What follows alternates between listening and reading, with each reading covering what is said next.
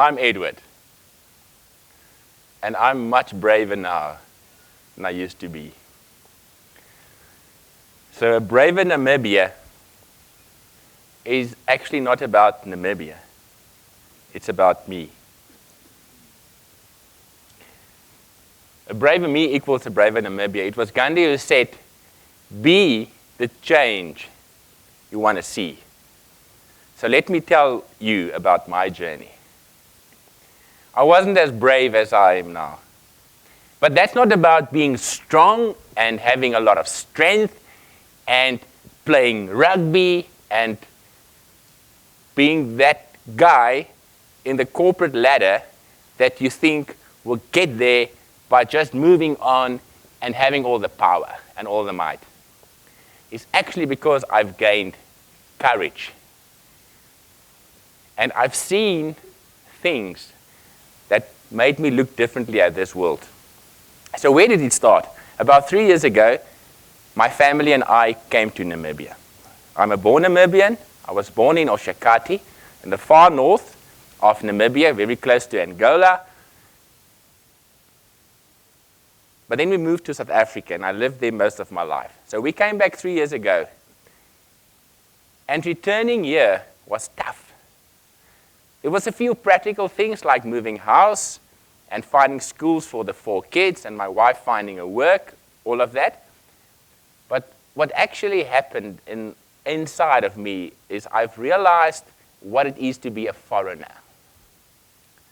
To be an alien in the place where you were actually born, the place where you were actually supposed to be welcomed and not feeling welcome. I guess there may be many people who have experienced the same. And we've seen that over the whole history of this globe. We've seen it in colonialism, we've seen it in apartheid, where people have been marginalized to feel foreigners in their own country, the place where they were born, where the land was taken, where they had to work somewhere and leave their family elsewhere. So I felt like a foreigner. I speak Afrikaans, I speak English, I understand a bit of German, but I felt like a foreigner because it was different. The culture is different from where I lived, and I wasn't welcomed. But I made a discovery, and that life is not about being perfect. Say I imagine myself to be a circle. And that is the way I've actually seen myself about 4 years ago. I'm the circle. I'm sorted. I'm very much kind of perfect. I've studied lots of things, learned a lot of stuff. But coming here, I've realized to be perfect is not the issue. And I'm not perfect. So there must be something else that can sort this thing we call life. This conundrum, this condition that all of us are in. And the only way out of this is either death or death. But there's a way into it, and that's life. So the circle took me elsewhere. So if we look at the circle, it looks very plain and simple, perfect round thing you draw with a pencil. But there's something inside of there that led me to this. And it is that the solution may not be in this circle, the actual circle we draw, but in the radius. All those radiuses inside of it that runs into the center, into the center, into the center. Simple circle with a radius. Now, what is the radius? It's very stupid. It's very simple. So for somebody with 7 degrees like I have, you would ask me, did you go crazy to now talk about a line? There was a movie once, it looks like a good day to die, and it was called Flatliners. So am I going to talk about the flat line? Yes, I'm going to talk about the flat line. But there's great mystery in that line. What do you see there? I see one thing, but I also see 3 things. Why do I see one thing? Obviously, it's one line. It's a continuous number of dots that with the human eye looks like one line. If you go closer, it may look like millions of dots. But then there's something more amazing. There's actually 3 parts to it. There is a start, whichever side you would like to start, left or right. If you're Hebrew, you write from right to left. If you, the rest, you write from left to right. So start whichever way you want to. But there's a start, and there's a body, and then there's an end or a finish. And that's very much like our lives are. There's a birth, there's a death, and there's boredom. Or there's great life in between. So there's magic about this thing. It's like the trinity that we know about in the Christian faith. It's 3, but it's 1. So how does it work? The mind explodes when you want to understand it. But it's like the line. It's one line, but with a definite start, body, finish. It's like time. Yesterday, today, and tomorrow. Or 5 minutes ago, now, and in the future.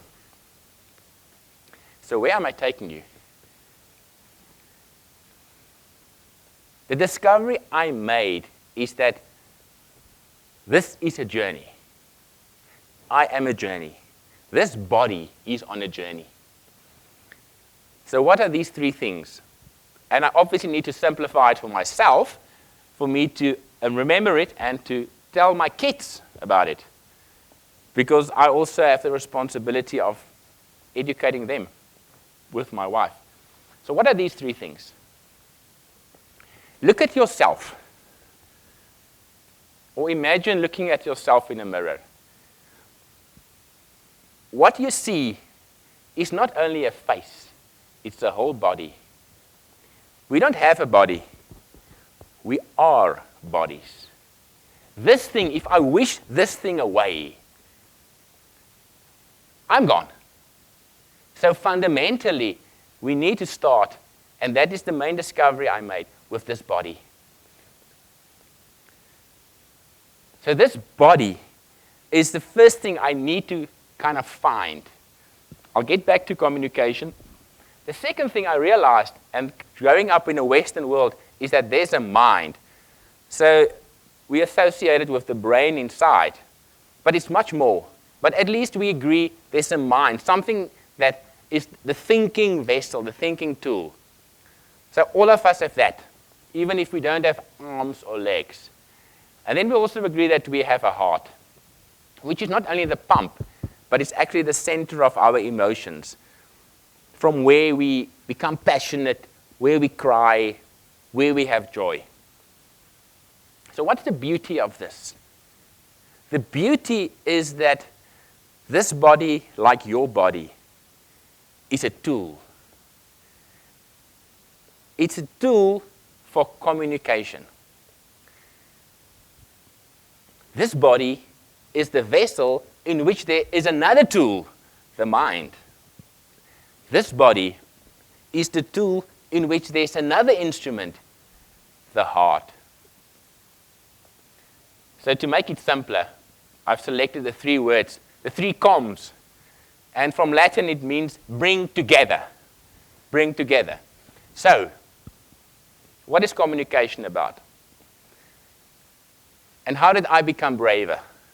I become braver to realize that black people, people with different religions, are not as different as I am.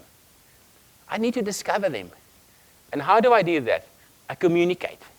And what is communication? Communication is the gift that the 2 of us put between us to share. It's about perceiving, it's about listening, it's about getting all the info, and it's about sharing it again. It's not about me. This body is only the tool that facilitates this function of communication. And so I even communicate with my dog. When I take my dog for a stroll, the way I communicate, the way we actually react onto each other's demands and needs will determine how we actually walk. Because if the dog want to go that way and I want to go that way, and we don't negotiate one direction, both of us will be frustrated. So that's the beauty I've realized with this body. And what is it different from breathing? To breathe in, to use, to breathe out. It's something where two things come together. And that is now the whole beauty of this whole creation. It's actually just mind and heart coming together.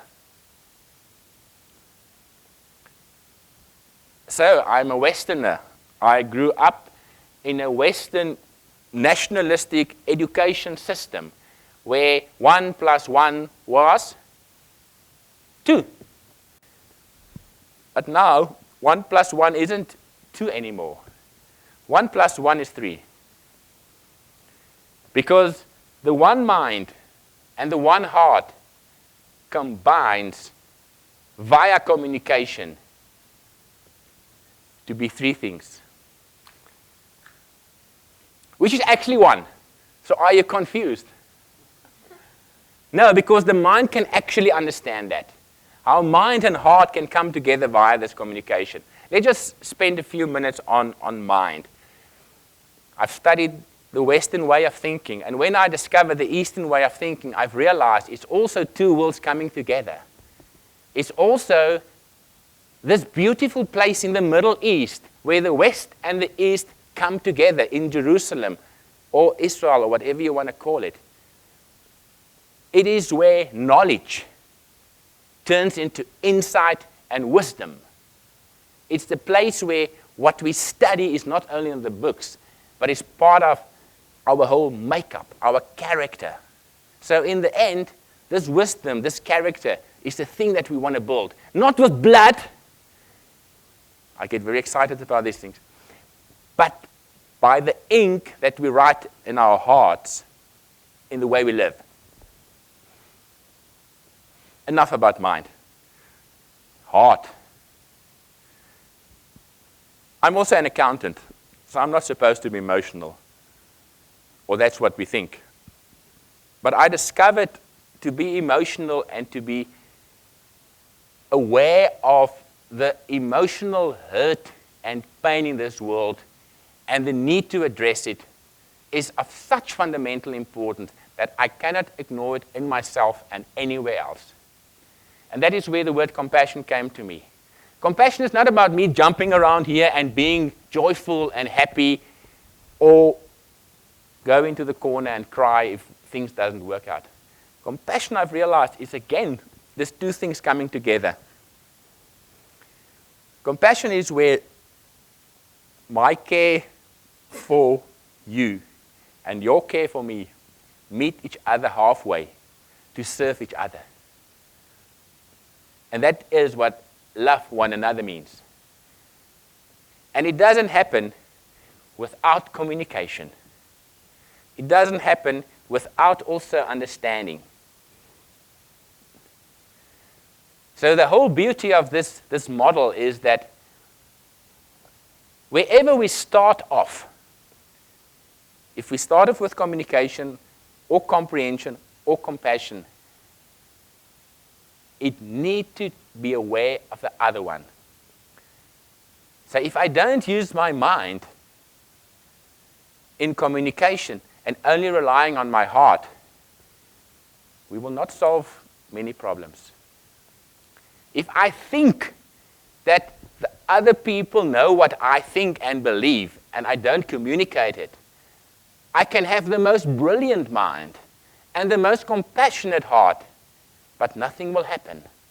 It's like a bad marriage where you made your vows, but you don't repeat it in the way you actually live out your love for one another.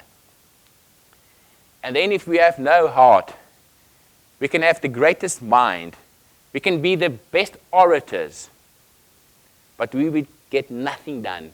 Because in the end, this body, this vessel, is fragile, like everything else, and we need to protect it via care for each other. It's not a calculation. It's not purely a mathematical construct. It's about true, real emotions. And if we understand that, then we can go beyond the divisions that we've created in our understanding of gender, race, religion, whatever you want to call it. Then we can see the 3 C's on the same line and in whatever sequence. Compassion, communication, comprehension. And there will be many other radiuses representing each one of us in one circle, in one world, with one ultimate being. So this goes on saying, without any further question, this also applies to societies. So if we have the black people here and the white people here, and they don't find each other, they can write books, they can do philosophy, they can talk on their own, but if they don't cross the bridge and communicate, if they don't apply their minds and see the common denominators, the similarities, if they don't put their heart into it, things won't really change. So today I stand here as a braver Namibian because I have the courage not to protect what I've learned, but to discover what you think, what you feel, and to engage in discussions that we find agreements between us. And I conclude, the town where I was born, Oshakati, the actual meaning of that town, of the word, is in the center, in the middle. Isn't this profound? That we will meet each other in the middle, in the center, where we first of all find each other via communication, comprehension, and compassion.